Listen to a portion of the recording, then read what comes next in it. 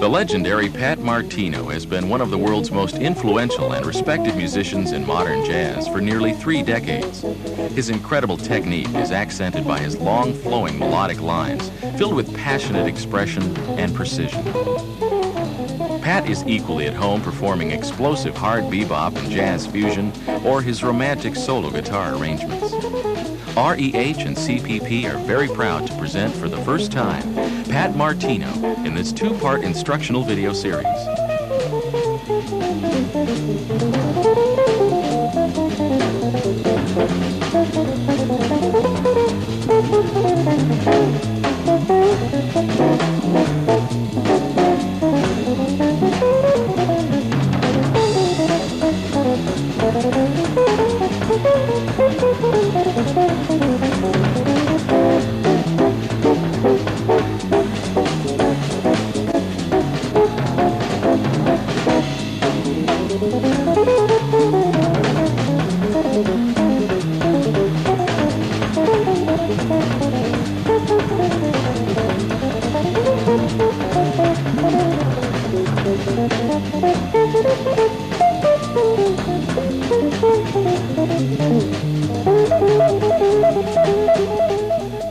Today, in Part 1, Pat discusses and demonstrates his unique approach using the diminished chord as a parental form for constructing chord voicings and as a vehicle for developing improvisational fingerboard positions. Later, in a special interview, we'll hear Pat talk about his custom-built instrument and his philosophy on life playing the guitar. So we hope you enjoy getting to know and learning from this truly special musician, Pat Martino.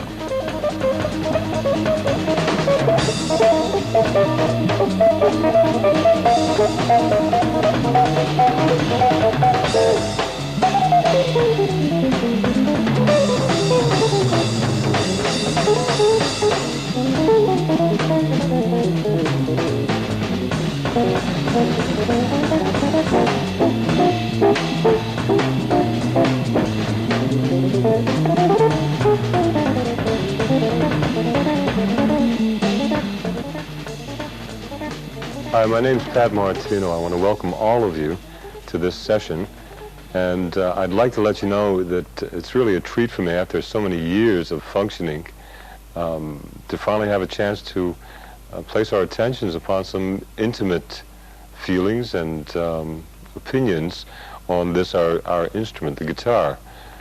Before we go any further, I would like to just offer you a single tone to make sure that we're all in tune together. I'm going to give you an A. I'll give it to you twice, and in the process, tune up to me.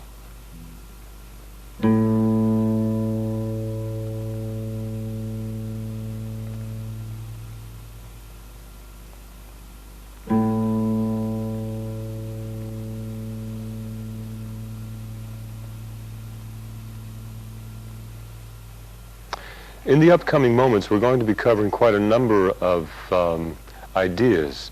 Some of them are including the guitar in a different way of looking at it. It's been taught quite a number of different ways, and for each of us it's comfortable or non-comfortable. I hope that in the moments we do spend together that you gain some insight by looking through the windows of my house. Some of the things that we're going to be sharing are the positions on the instrument, dividing the instrument into different quadrants, such as first position, second position, third, and fourth. We're going to be talking about string groups, the use of different strings for different chordal clusters and their inversions, alterations included. And also some of the automatic things on the guitar, which I think will be important for me to bring to your attention, that a great number of these different approaches that I'm going to share with you have come through experience, and almost in a very odd way, such as an after effect, due to the fact that in my earlier years, when I first came out as a teenager, I did not have the ability to read or write music, and I had no idea what the names of these things were called until some way down the line it became extremely appropriate and also a responsibility on my part to be able to answer questions with players that were sharing my time with a great deal of value on their own part. So I more or less in many cases had to take a look back and find out the true terms of a lot of the things that I learned how to play naturally. An important thing also is that the majority of dexterity that I have gained through the years in their early stages came from listening to records, such records as West Montgomery, the Montgomery Brothers, in those years recorded on the Riverside label. A great example was Grooveyard. I learned how to play these things by listening to the record and sitting down with a guitar, very much like today with transcribers who also have the facility of variable pitch. In those days we didn't have that. And I learned how to play these things by ear. So now it's gone a long way, and I think it is important to bring to your attention that this is an addition to all of the forms that I learned naturally from the guitar and a very intimate relationship with it. In the process that is coming up, I hope that you gain insight, a deeper understanding of a different way of looking at things. One of the things that you're going to notice quite different than most is the addition of what I refer to as parental forms on the guitar. In the case of these systems, the augmented and the diminished chord, broadly stretched across all of the different string groups. And I hope, as I said before, that you gain insight and prosper from this sharing. Welcome to the club, and let's get started.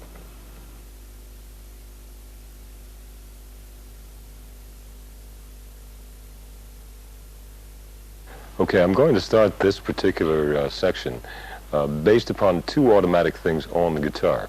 The first is going to be the diminished form, and there are different string groups for this form. The first group that we're going to talk about is the 4-3-2-1 group, which is the fourth string, the D string. The G string is the third, the B string is the second, and the E string is the first. It looks like this. There, amongst other things on the guitar, such as dominant seventh chords, a C7th, for instance, its four inversions automatically look like this. The first being here, the second being here, the third being here, and the fourth being here. They're all on the 4-3-2-1 group, but they're not automatic, as you can see, primarily because the fingers forming these chords are in two different types. Two are full use of four fingers. This one here, the C7th here, and the C7th in the fourth inversion here. And there are also two bar groups, automatic, not using all four fingers. First there, and in the third position being the second. These are coming from the diminished form, which is totally automatic, which is a great difference between all of the other chords on the guitar, with one difference being in the augmented form. The diminished looks like this. So it's totally automatic. One of the few things on the guitar that you really don't have to learn per se four different fingerings in your study of the instrument. But one thing does take place in the diminished form that is extremely rewarding, and that is that once this form is played and its four inversions are captured, then it begins to unravel quite a number of children. I would normally refer to these as children. It's a parental form. By doing the following, these shall begin to appear.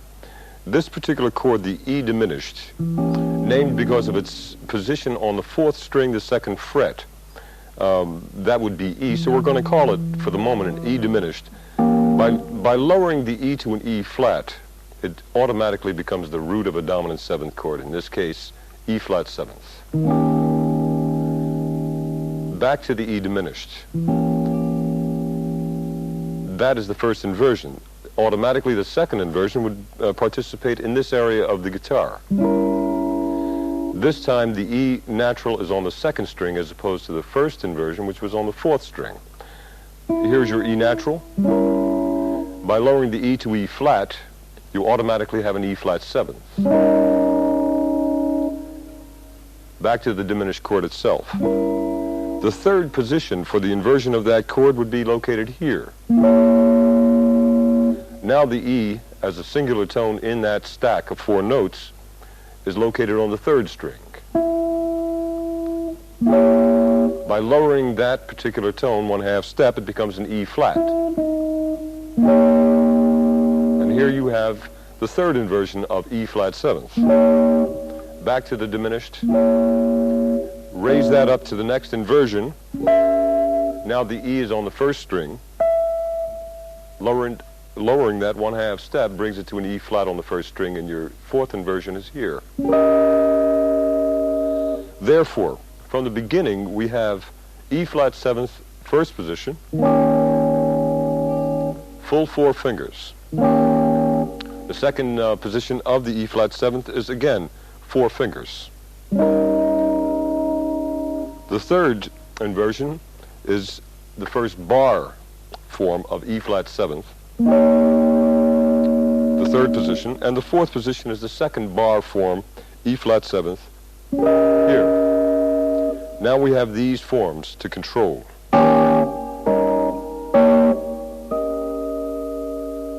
The reason I bring it up in this particular way is so that it isn't necessary to memorize, study by study, all of these different forms. They automatically unravel themselves. And this will continue, and I think you'll see more and more of this as we go along. I took and began that with the fourth string, the lowest of the four-string group being 4-3-2-1, from the E diminished. Now if we go to the third string, being the basic source of motion from the lowest part of the guitar to the higher part, we'll take it from B flat in that chord, that what we did call an E diminished is now a B flat diminished. By lowering the B flat to an A, we now have an A seventh. So, first position is here, same kind of a bar chord that was in of the two of the first group. A seventh first position. Second position for the diminished chord, B flat diminished, B flat to A becomes A seventh in this condition. Second position. Third position, the diminished chord, one more time, being hereabout. By lowering the B flat to an A, automatically we have an A seventh again, which is the third position of A seventh. Back to the next diminished chord, which is the final one in the four inversions, being here. Now the B flat is on the second string, lowered to an A, becomes an A seventh in this area. So now we have these four inversions automatically. That's two of the four strings being used. The first was E diminished, the second was B flat diminished. The third will be C sharp diminished or D flat diminished. Now we're starting with C sharp or D flat, however you would like to see that, with those particular tones. By lowering that C sharp to a C natural on the second string, we have a C seventh in its first position. Back to the diminished chord. Its second inversion. The C sharp now is on the third string. We now have a bar formation of the second inversion of C seventh. Back to the diminished. Next inversion, third position. The C sharp is now on the first string. By lowering the C sharp to C natural, now we have C seventh in this bar form, its third position. And the final one, fourth position of it, is C sharp on the fourth string, lowering it to C natural. Here you have your C seventh of four inversions played this way.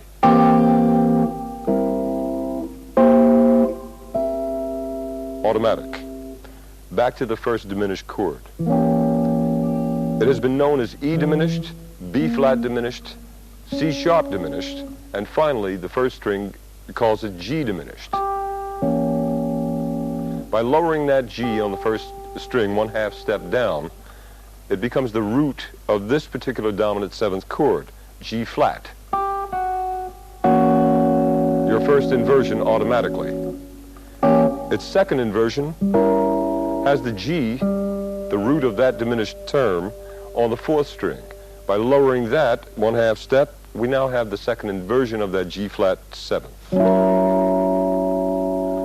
Back into its diminished parental form. Automatically moving up the fingerboard, a minor third, 3 frets higher, we now have the G on the second string of the 4-string group. So here we have G seventh, or G diminished, to a G flat seventh in its third position on a 4-3-2-1 group. The final position, the fourth position, places the G on the third string. By lowering it 1/2 step, it becomes G flat seventh, once again automatic in the fourth position. Now we have this series of inversions. First position, second position, third position, fourth position. Now let's consider this. If we take this diminished cluster, this parental form, and we already know from our discussion so far that there are 4 dominant seventh forms that come from this chord, which is 4-dimensional in a sense. It has 4 identities. So here now, if there are 4 dominant seventh chords in this group, there are also 4 dominant seventh chords in this group, and 4 more in this group stacked vertically. Now we have 12 keys of these dominant seventh forms in this singular collection of strings, so that on the 4-3-2-1 group of the diminished chord, before we get to its second inversion automatically, we have this many chords. 4 here, 4 here, 4 here, and then we have the first mirror image of the 4 groups in its second position automatically, which begin here.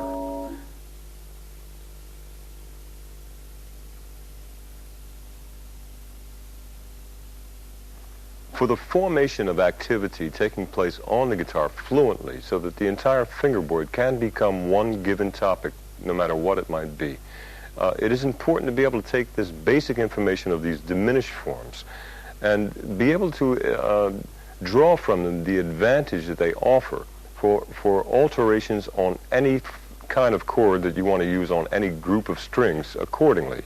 So that in the case of the diminished chord, as it initially was on the 4-3-2-1 group, it can be applied so that it becomes automatically a dominant seventh chord.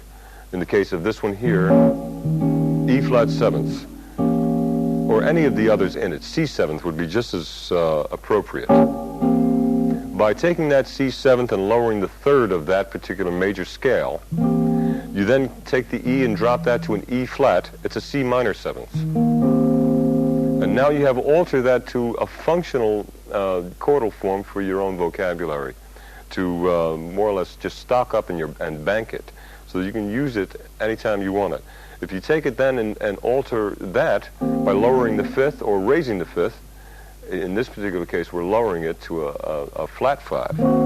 Here's your C minor 7 flat 5. So all of this coordinately comes from the parental form, and it breaks off into numerous children. And I think that what we're going to be covering now is how to gain dexterity in these, within the application throughout the fingerboard topically. We've covered quite a number of events that have been governed by the 4-3-2-1 string group. In the case of the initial parental form, this E diminished, by the same token B flat diminished, by the same token C sharp or D flat diminished, and also G diminished. One of the things on the guitar, especially idiomatically speaking, in the jazz genre, rhythm and blues genre, bebop, and so on and so forth, certain groupings for voicings of chords in their own right have been governed by a number of string groups that are kind of passive to some other forms, such as fusion. In this particular case, this group, 4-3-2-1, is an adjacent group. In other words, the strings in their own accord are adjacent to one another. They're in a row, 4, 3, 2, and 1. Another example of the same phenomenon is going to take place on the inside 4 strings, which would be 5, 4, 3, 2. And in this particular case, they would be functioning in this context. And by the same token, everything that is happening with the 4-3-2-1 with automatic dispersal of all of these children of this parental form, by lowering any single tone on each of the strings 1/2 step down, it also becomes the root of the dominant 7th chord in that family. On the 5th string, it's D flat this time. Now it's C 7th, which is a different inversion of the 4-3-2-1 group, but the same chord. Back to the diminished. By lowering the G to G flat, we have a G flat dominant 7th on the 5-4-3-2 group. Back to the diminished. B flat to A is your A 7th. Back to the diminished. E to E flat is this configuration of the E flat 7th. So now we have 8 forms, 4 keys here, 4 keys here, of the same grouping. The next adjacent group would be here. Adjacent because now there's 6-5-4-3 group. These are the strings in use. By lowering any single tone in this group, the G to a G flat gives us this very fat sounding dominant 7th chord, G flat 7th.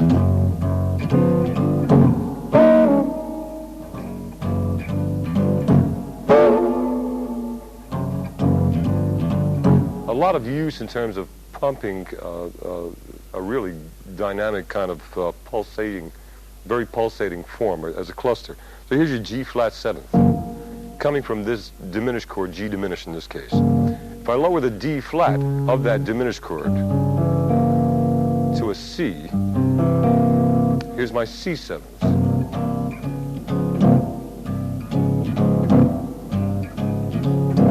Okay. The next one would be the E flat 7th. E to E flat.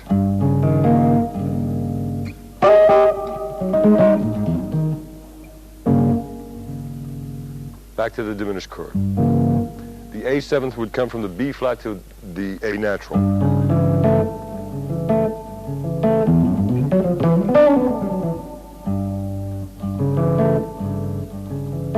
These are all of the adjacent groups. One more time as the diminished chords themselves.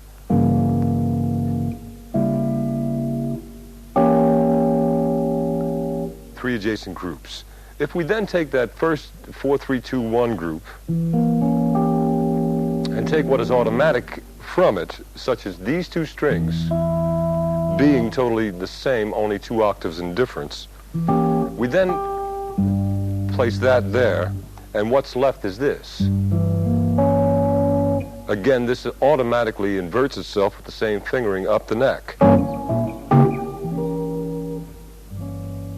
And in this particular case, we're going to call these non-adjacent groups because they're not in a row.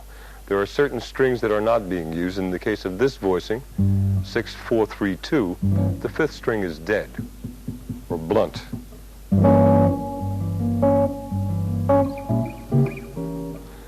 The other adjacent group of the 5 common groups would be 5-3-2-1.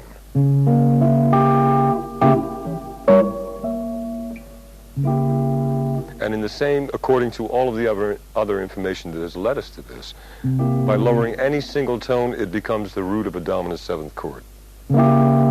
D flat to C, C 7th. B flat to A 7th.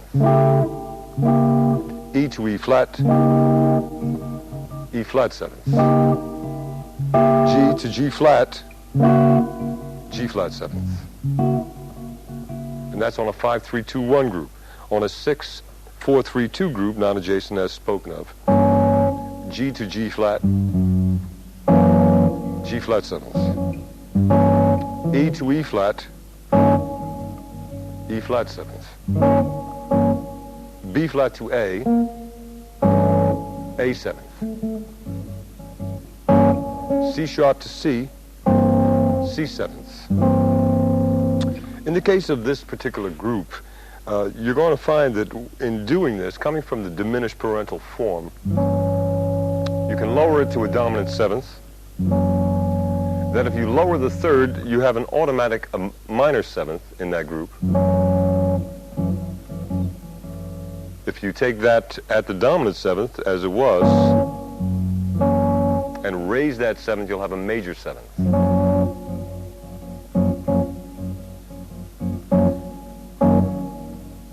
These formations are appropriately termed for the idioms that I brought up to your attention prior to this moment in jazz and in rhythm and blues. You will see that in many jazz forms you're going to hear a major 7th chord like that. Or if you take the 5th once it's altered to that and lower that, you'll have a major 7 flat 5, which sounds like this. If you take it from the dominant 7th, from the diminished to the dominant 7th, and lower the 3rd, you'll have the minor 7th. And if you lower that 5th, you'll see another common form, a common group from these forms, used in jazz quite a bit. A minor 7 flat 5. In this particular case, we took it from G diminished to G flat 7th to G minor 7th to G minor 7 flat 5. By the same token, all of the inversions that came automatically from these parental forms will act accordingly to enhance your repertoire of forms for your future engagements. Second inversion, G to G flat 7th. Taking the 3rd of that G flat 7th, which in this particular case is the B flat, lowering that,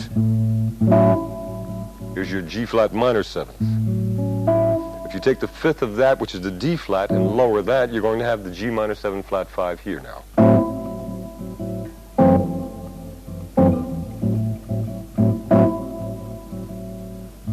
Back to the diminished chord, 6-4-3-2 group. The 3rd inversion would place the G up here to G flat. Here's your G flat 7th. If you lower the 3rd, which is here now, you have your G flat minor 7th here. And if you lower the perfect 5th a half step, you have your 3rd inversion automatically of that particular form.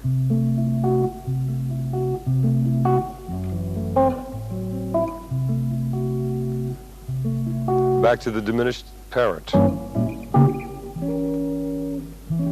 We're going to lower the G to a G flat. Here's your dominant 7th. Lower the 3rd. In this particular case, B flat to A. Here's your minor 7, G flat minor 7th, and take the fifth, which is the D flat.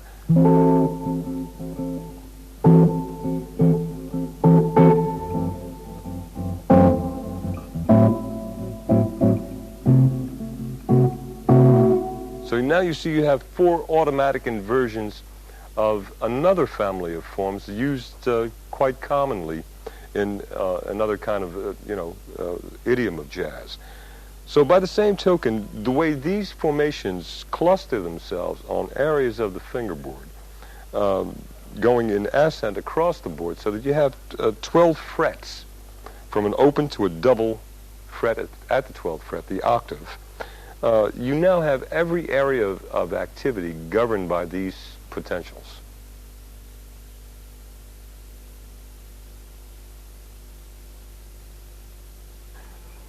Unlike quite a number of players who are focused upon modal interaction with chord forms, alterations in those chord forms, intervallically as well as modally, I find it most comfortable of all to use the minor 7th constantly.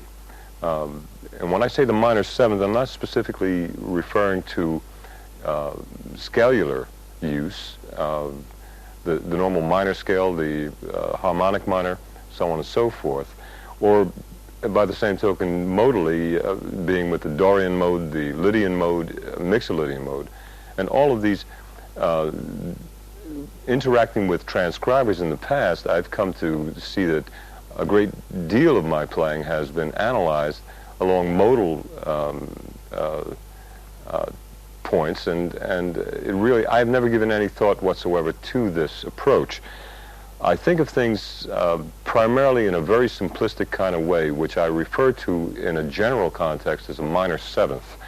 The minor 7th, of course, in my context has been, through experience, quite a number of line forms that I find extremely pleasing. So that this, when I play something like this, in the case of a C minor, being a substitution for an F7th, and that F7th could be an F13, it could be quite a number of things, an F7 sharp 5, an F7 sharp flat 5. In my case, I generally refer to it as a minor 7th.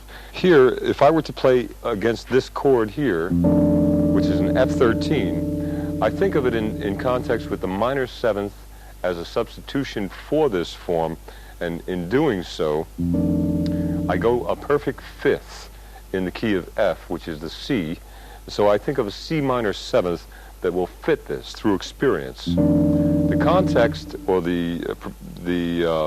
what is included in the patterns that I will play, come through experience and not through analysis.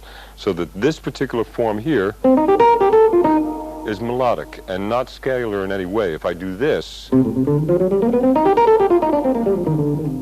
this has nothing to do with scalular forms, intervallic forms, modal forms, even though they can be analyzed and proportionately given titles that fit in an accurate kind of way. I personally, this is second nature to me through experience of things that melodically work and are pleasing to me. So the first position of this F7th would be here.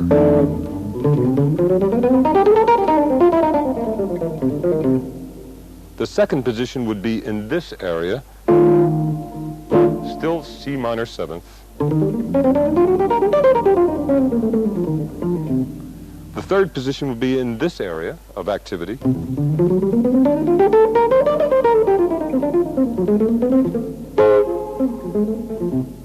And these all are condensed into melodic statements of personal use. And the fourth would be here.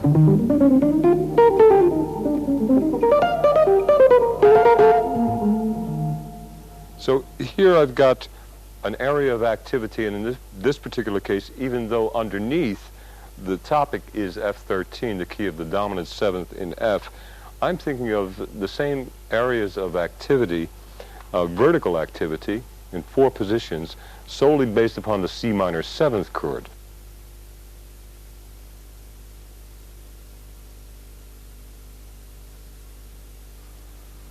Since we've been talking about substitutions such as the minor seventh that I find comfortable against the dominant seventh, which again is one of the forms that is issued by the parental form being the diminished chord itself,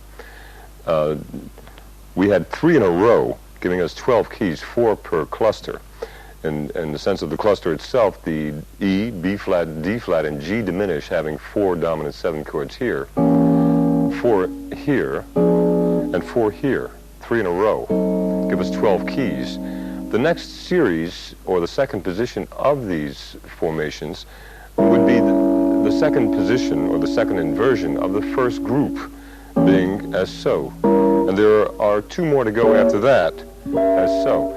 Before we get to that, getting active on the guitar across the fingerboard, the higher we go, I would like to bring to your attention the importance of fluidity in the first series itself, which is 3 diminished chords in a row, giving us 12 keys, 4 keys in each of these stacks, as so.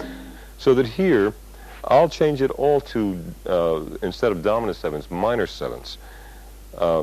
First, starting with B flat minor seventh for the E flat diminished, rather for the E flat dominant seventh, E minor seventh for the A seventh, G minor seventh for the C seventh, and D flat minor seventh for the,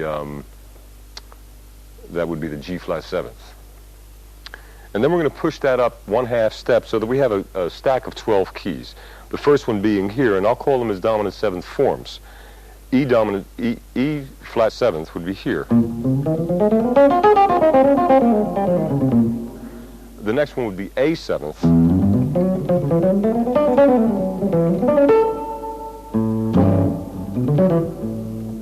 The next one, C seventh.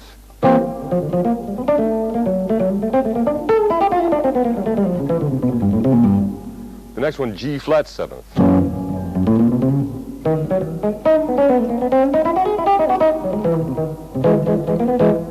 Okay, you see I'm adding also phrasings and rhythmic forms that I know through experience in performance and on stage, certain things that infiltrate excitement in the crowd. We're putting out dimensions of powers, dynamics, and melodies at the same time. So these are things that we'll talk about at some point in this discussion. So that's the first 4 keys. Then if you raise those 1/2 step, that B flat minor seventh as a substitution for the E flat seventh becomes B minor seventh. We're still in this area.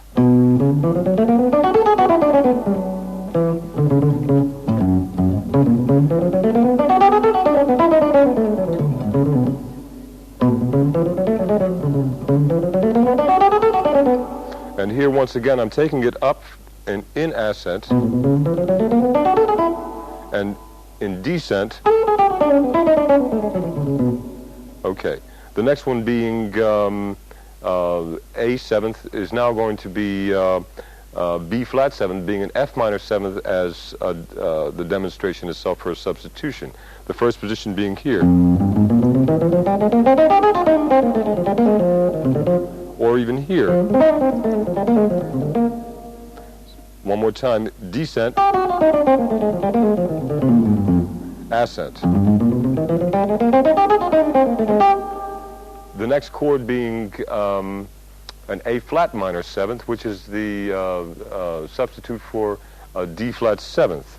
And that particular D flat seventh being here as an A flat minor seventh, this area is the area of activity.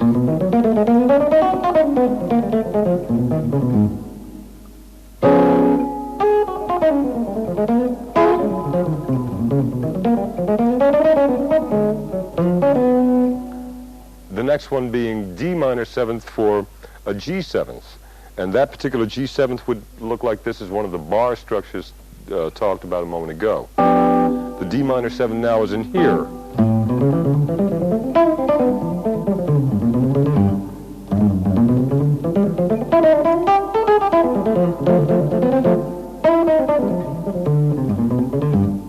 Okay, the next one will be C minor seventh for an F seventh. And that particular one, keep in mind that we now have placed, we've covered 8 of the dominant seventh chords in this vertical stack out of 12 keys in the full inversions. So 3 inversions of the diminished chord. We're on the 3rd one now, which is in the 1st position. This one here, F sharp or G flat to F natural, gives us an F 7th. And the substitution for that is C minor 7th, and I'm using it here.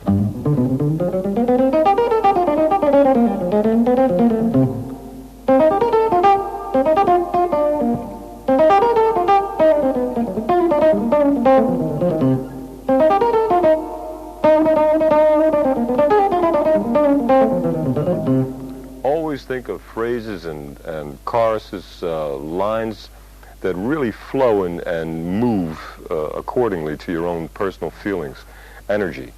That was on the F 7th, and it was the C minor 7th. The next one would be G flat minor 7th, and I'm using that G flat minor 7th as a B 7th, which would be coming in this particular case from this bar form, again from this 3rd diminished in a 3-fret row. By dropping the C to a B, it's a B 7th.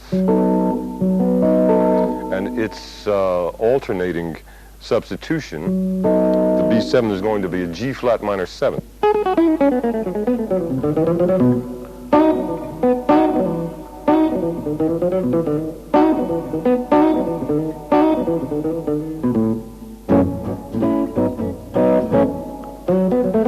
G flat minor 7th, area of activity at random parts. The next one is going to be an A minor 7th, and that being for the following D 7th cluster in this position. Here's your D 7th, which again came from an E flat diminished. E flat on the 2nd string, down 1/2 step to a D makes it a D 7th. And for the substitution for that, I'm using one more time my own personal comfort, is the A minor 7th.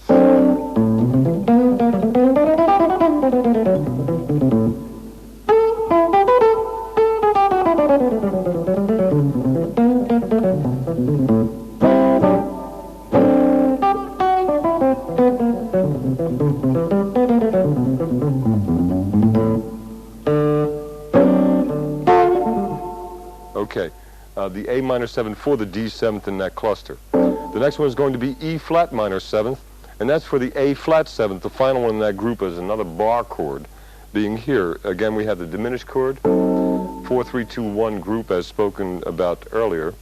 The A is on the top, 1/2 step down becomes the root of the A flat 7th. And I'm using as a substitution E flat minor 7th.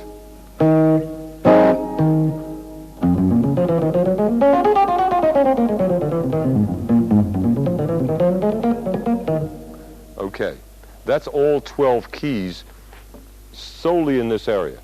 Now, if we think about that as we thought about these, the parental forms of these motions of activity through all the keys, we had this in mind. 12 keys. The next inversion of the first is here. The next inversion after that would be here, and the final one up here in the 4th. If we take the diminished chord, 4 inversions, and we turn them all into E flat 7th. The first inversion would be here, as I've demonstrated. The second inversion would be here.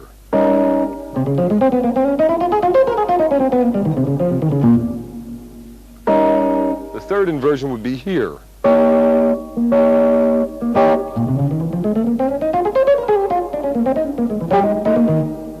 And the fourth inversion would be here.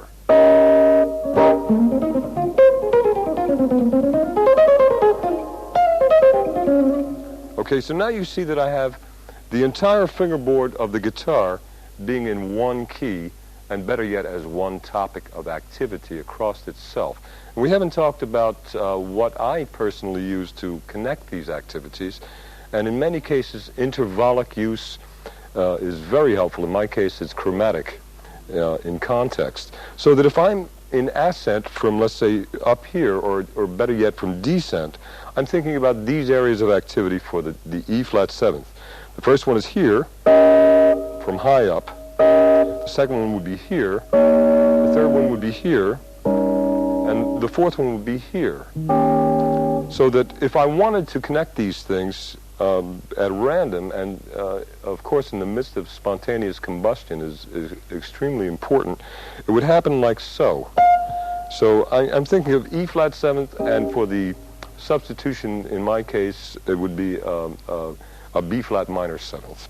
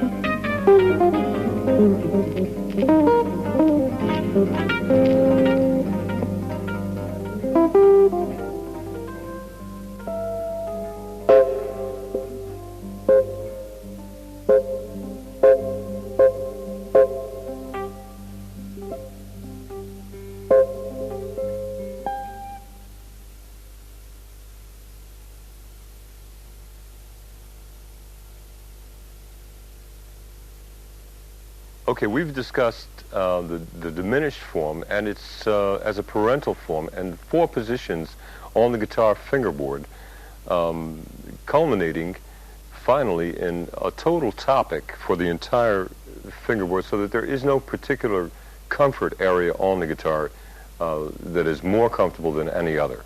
In the case of a fast reminder, it's based upon these positions.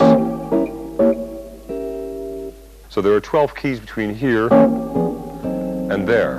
And then the second series from here to there, 12 keys. And the third series from here, 12 keys to there. And finally from here for the 4th position. And the next would be an octave higher than the first. So now what I'm going to do is to take the series that comes from this system. If you do quite remember clearly, the E diminished went to an E flat 7th. So I'm going to play across the E flat 7th as one of the forms in this position, the first position. And then the second was A 7th. The third was C 7th. And the 4th was G flat 7th. One more time to fill you into what I'm going to be playing against these clusters in the background is what's comfortable for me tonally and otherwise as a dominant 7th for a substitution on these forms, so that what is seen on the chart as an E flat seventh is going to be a B flat minor seventh. An A seventh is going to be an E minor seventh. The C seventh is going to be a G minor seventh for me. And finally, the G flat seventh is going to be a D flat minor seventh for me. I'll start with the 4 inversions in this position, then 4 inversions in this position, then 4 in this position, and 4 in this. So that we'll, in the process, cover the entire range of activity on solely vertical areas of active motion. Number 1, the E flat seventh will be here for me.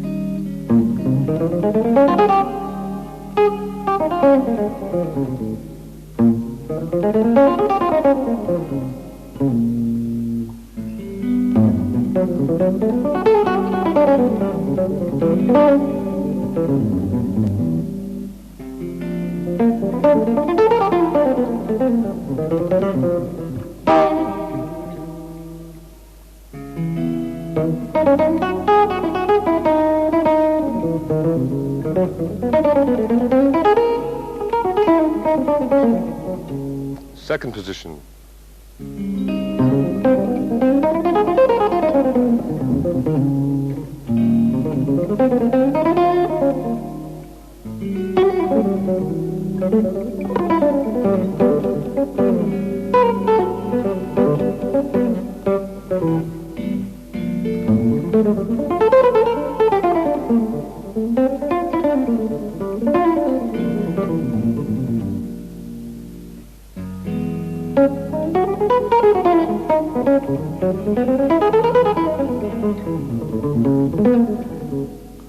Third position.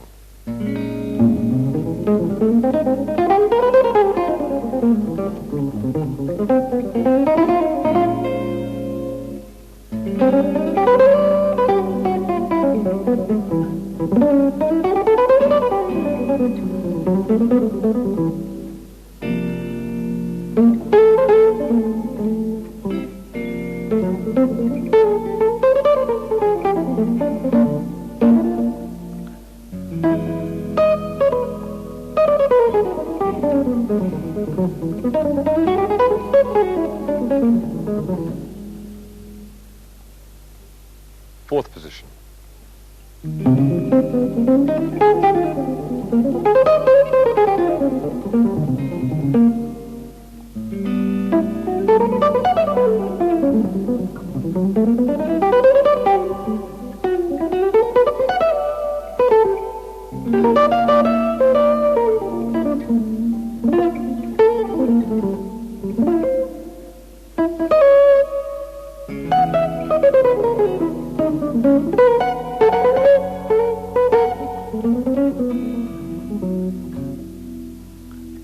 Okay, here we have 4 positions for each of these forms, and they're all vertically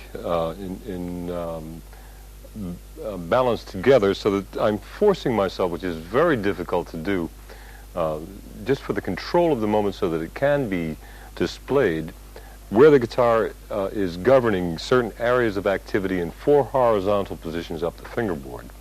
The next and the 5th demonstration is going to be, hopefully, that it will work, so that what I can do now is take the entire fingerboard from this end to that, and likewise to collate this information so that it's bound in a total topic for all of the positions. And what's going to cause this to happen comfortably is going to be some additional intervals, and I'll give you a demonstration of that. Let's say that I were to use the entire fingerboard starting in any point for the 4 positions of any one of the factors that we're talking about. In the case of G minor 7th, I find it extremely comfortable to connect these things with chromatic forms in that particular interval, minor seconds. This allows me to couple this, and by doing that chromatically, you can hear this here. These chromatic transfers allows me to connect the different positions in their own right so that they flow more. So that one form such as the G minor 7 is going to be connected in such a way that with the use of chromaticism so that the entire fingerboard becomes fluid.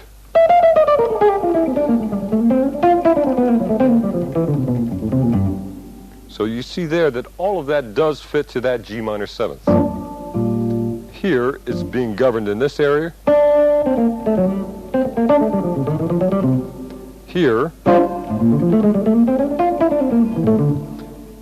Here. And here. And all of them connected.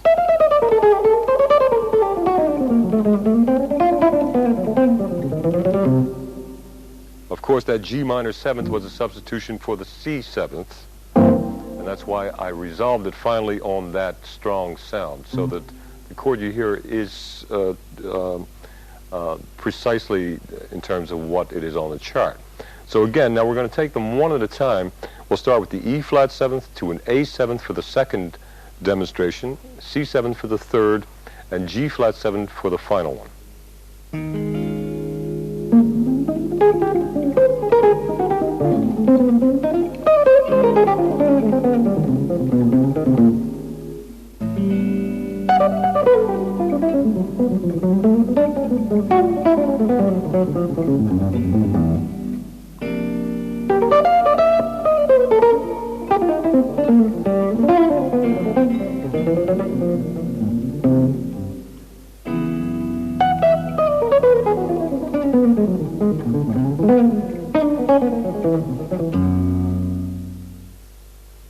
Okay, the next display of forms is going to be the addition to the 4 dominant 7s from the first parental form as the diminished, the E diminished, B flat diminished, C sharp diminished, and G diminished, all in one dimensionally.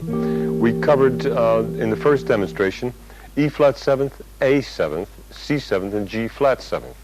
And now we're going to begin to add to those the other 8 that are in the full chromatic scale, so that we'll have, as before, E flat 7th, A 7th, C 7th, and G flat 7th. And the second group is going to be E 7th, B flat 7th, D flat 7th, and G 7th. The third group will be F 7th, B 7, D 7, and A flat 7th. One at a time. We'll start from E flat 7th up. First position.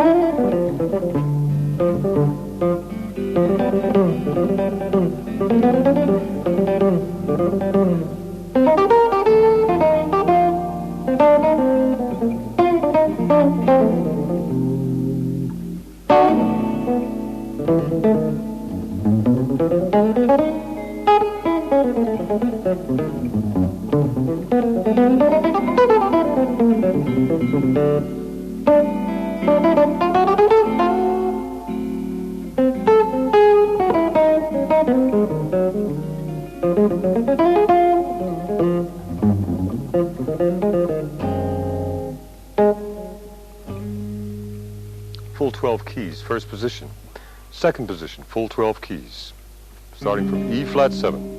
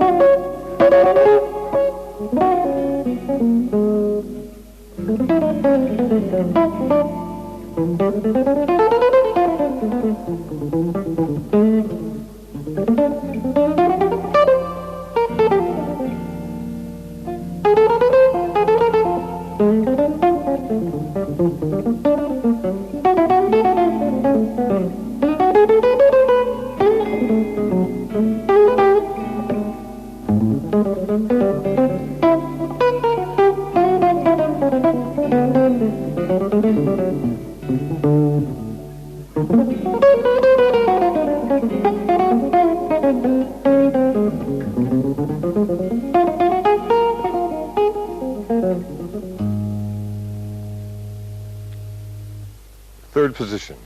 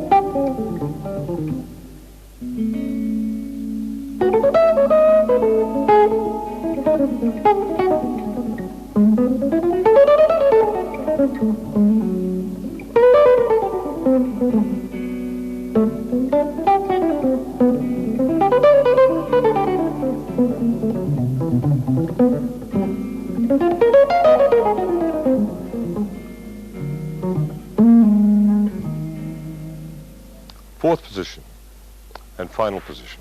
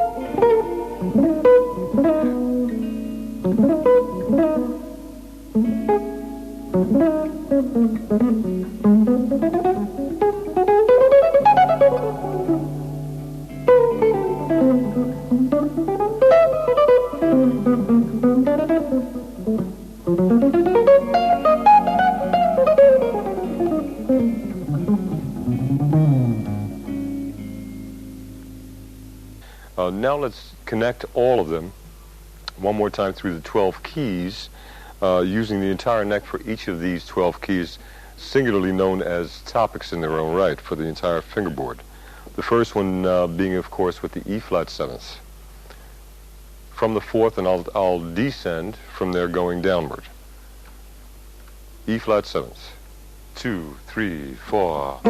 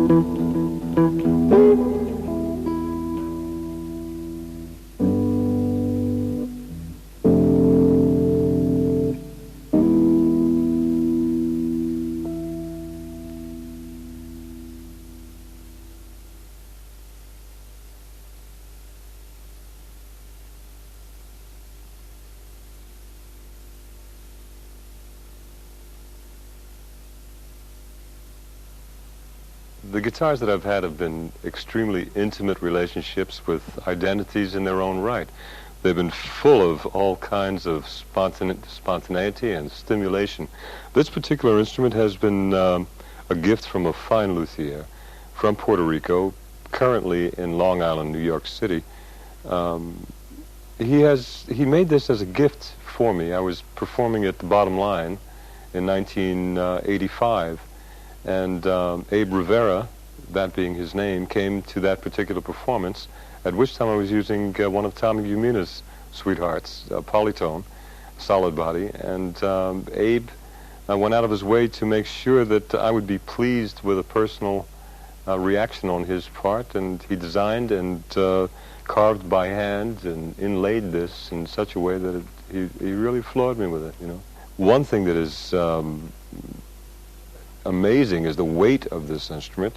It's been made with a number of exotic woods, types of wood that have been shipped in, imported, and it's an extremely heavy instrument. So,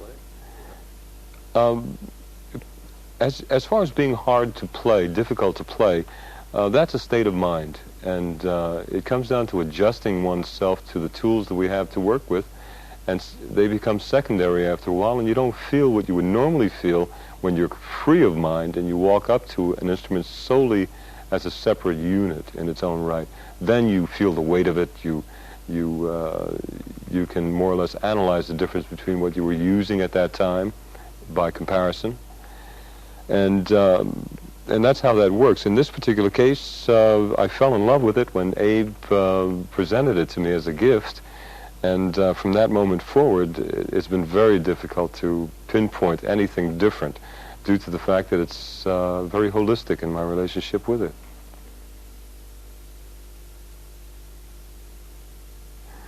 As far as the string gauges that I use, rarely do I use them through comfort. There are many other practical reasons for me to choose what I manipulate at any given time. In the case of most of the guitars that I've ever used, with the exception, let's say, of the Adamas that the delightful Cayman brothers presented to me as a gift some time back, being nylon with a graphite top, is a little different than this type of instrument. The gauge on these strings, comparatively to the nylon strings on that particular Adamas, these are heavy gauged, very heavy gauged, for a number of reasons. I never have focused my attention upon picking and attack in terms of the amount of pressure that I use on the plectrum that I'm working with at any given moment. But there is one thing that is in common and very consistent throughout the years that I've used guitars. I have a tendency of picking extremely hard, and this causes me to depend upon a very heavy gauge string at any given moment, because I have a tendency of breaking strings like rubber bands. So due to the fact that I formulate a very staccato type of attack, it's demanded upon me to use heavy gauge strings. On the instrument at this given moment, I'm using a 16 for an E, rather a 15, I'm sorry, 15, a 17 for the B, 26 for the G, 36 for the D, 46 for the A, and 56 for the E. Normally, I use a 16 for the E, an 18 for the B, 26 for the G, 36 for the D, 48 for the A, and 58 for the E. And that really gives me a very powerful staccato feeling. Pioneering plectrums in terms of their quality, the type of substances used for the plectrum in itself. I've lived a very silent life, a solitary bird, so to speak, in the early days as a sideman, traveling on a constant basis into strange places, and during those years I would enjoy taking a walk into a forest or a beach, and I would find pieces of wood coincidentally in the shape that would of a plectrum that would fit very well, and different stones and pebbles from beaches and from different ground lays that after a while became a very mystical experience for me, and it enhanced a great deal.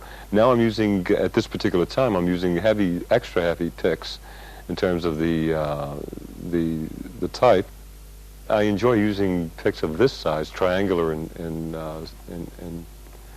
shape, due to the fact that I have a tendency of wearing them down to certain degrees where they become intimately different from each other, the different sides.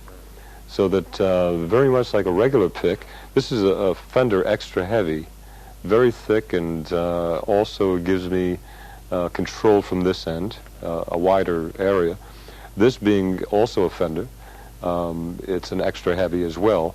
And in the use of one of this nature with a pointed end, there are times when I use that accordingly so that I can get the sound. There's a very sharp staccato.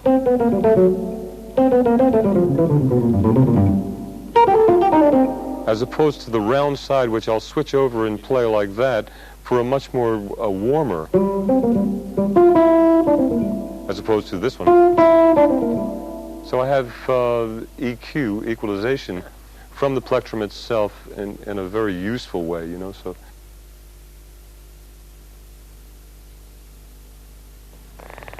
Yeah, I think it's important to keep an open mind to music, including all kinds of music. We're in a global warming of an intake, an impasse of so many different cultures and types that new forms of music are constantly on the upgrade, primarily because they're all blending together with a larger vision of a collective, unified reality. It's happening at all times. And you are affected whether you hear it or not, including myself, and I think it's good to keep an open mind.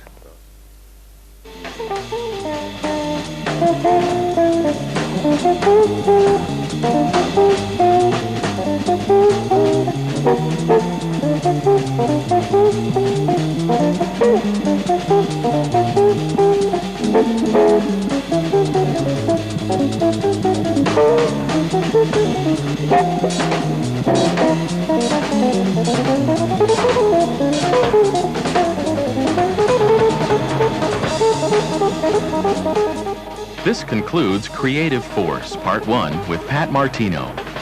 We hope you'll join Pat for Part 2 as he demonstrates improvising over various chord progressions using his minor conversion concept.